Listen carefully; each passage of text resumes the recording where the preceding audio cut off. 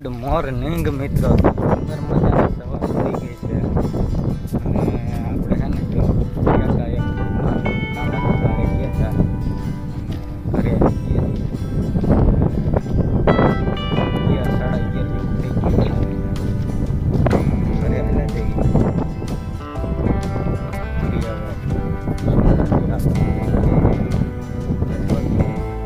બપોરાનો time થઈ ગયો છે.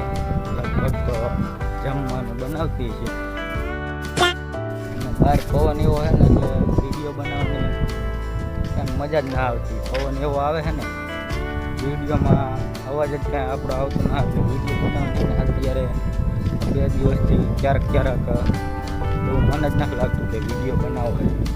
પવન જ 2 દિવસથી એટલો ચડે છે ને કે કાંઈ આમ અવાજ જ એટલો આવતો. પવનનો અવાજ એટલો આવે કાંઈ બનાવવું આપણે ઘરે ભોગવાય પૂરી પણ કરતી હોય ભગવાન જાણે આવે. ધીસ ઇઝ અ ભૂરી બનાવે છે બપોરાનું અત્યારે. बस लायक है क्या?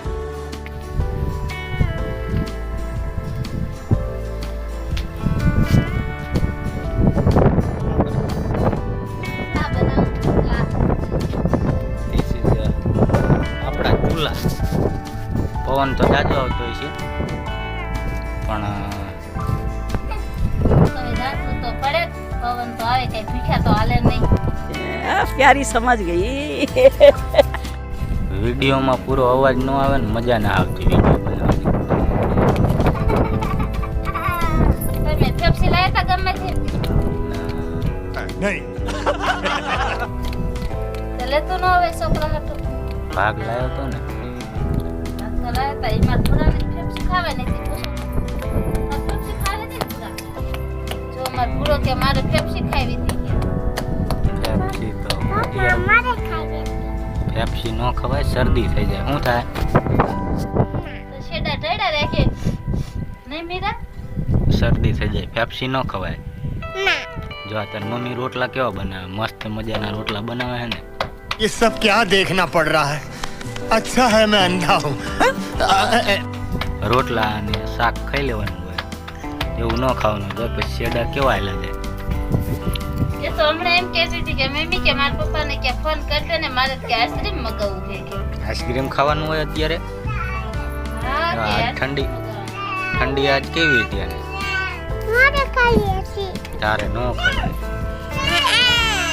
તો ફાઇનલ મિત્રો હે ને 3 વાગી ગયા છે અને 3 વાગે તમને તો ખબર જ છે કે આપણે હે ને ચા જોઈ તો ભૂરીએ હે ને ચા મૂકી દીધી છે. આ તમને બતાવું જો આ ચા બનાવે છે. ચા વગર અમને ચેન ના પડે.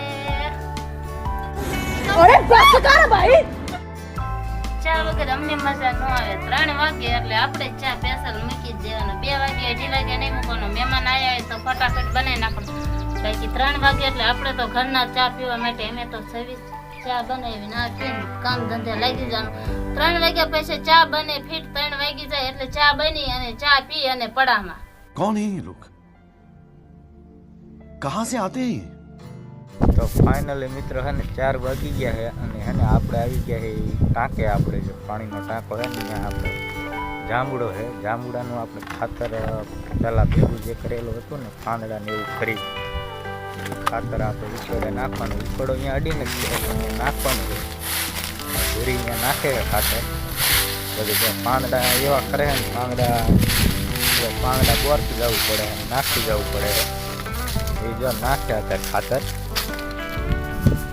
ઉકળા ભેગા 4-5 પકડ્યા થાય એવો હતો ને તો નાખી દેવી ને તો નખાઈ જાય ખાતર ખાતરનું ખાતર થઈ જાય ને પાંદડા આમ સાઈડમાં નાખી દેવાના.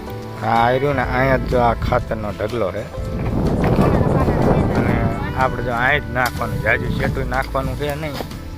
જો આ પાંદડા એવા ખરે ને જો આ બધી છે ને પાંદડા એટલું ખરે જાંબુડાનું એટલે એમાં છે ને નકર જો આમાં કાંઈ ખાતર દેખાય એવું નથી રહેતું. એટલું પાંદડું ખરે એટલે એને ત્યાંથી લઈ આપણે ઉકળે નાખ. આ બધું પાંદડું છે પણ આ જો ને જૂનું થઈ ગયું એટલે આનું ખાતર થઈ ગયું છે. એટલે આપણે ફરી નાખી भाई साहब कुछ ज्यादा नहीं हो गया ये? मतलब कुछ भी મિત્રો પવન છે ને એટલો છે કે અવાજ થોડોક ઓછો આવશે પણ મેનેજ કરી લીજો.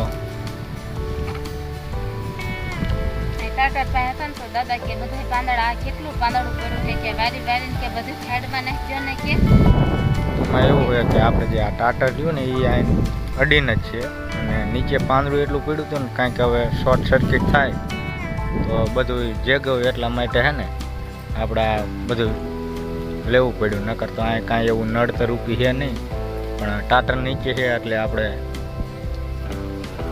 ટાંકામાંથી ને હવારના પાંદડા કરતા હતા ને ફાટે ને ફાટે બે દેરાણી જઠાણી નાખે ને તો બપોર માંડ નીકળી જાય આખા ટાંકા પેસે બોરી બોરીને બધા પાંદડા એમ લઈ લીધા. नहीं सोचिए मत सब्सक्राइब कीजिए તો અમારી આ ચેનલમાં નવા આવ્યા હોય તો લાઈક કરો, શેર કરો ને સબસ્ક્રાઇબ કરવાનું તો ભૂલતા જ નહીં.